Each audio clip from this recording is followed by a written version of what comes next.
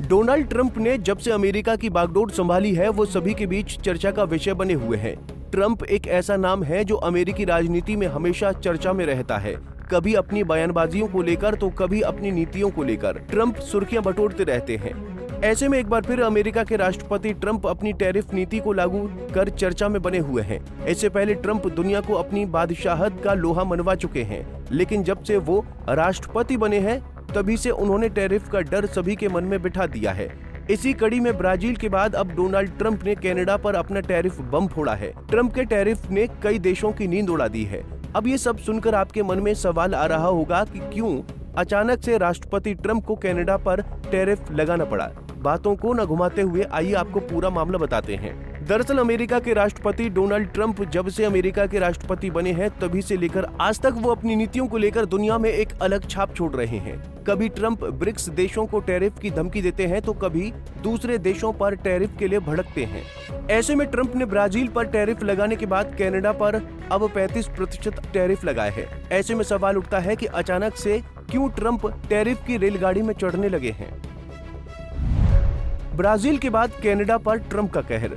America के राष्ट्रपति Donald Trump ने एक बार फिर अपनी टैरिफ नीति को कड़ा करते हुए कनाडा पर 35% आयात शुल्क लगाने का ऐलान किया है।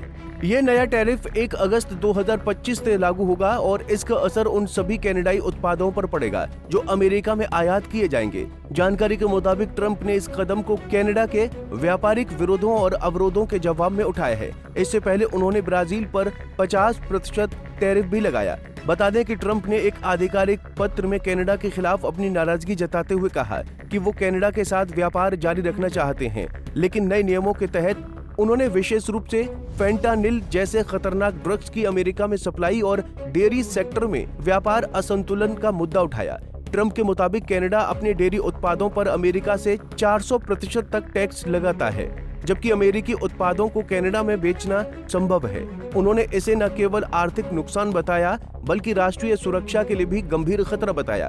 ट्रंप ने कनाडा को साफ चेतावनी दी कि यदि कनाडा अमेरिकी उत्पादों पर कोई भी जवाबी टैरिफ लगाएगा तो अमेरिका भी उसे 35% से ऊपर बढ़ाकर वसूल करेगा।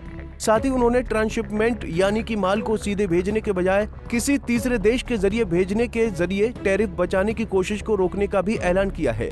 इस तरह ट्रंप की ये नीति व्यापार को नियंत्रित करने और अमेरिका के हितों की सुरक्षा के लिए सख्त रवैया अपनाने की दिशा में एक बड़ा कदम माना जा रहा है।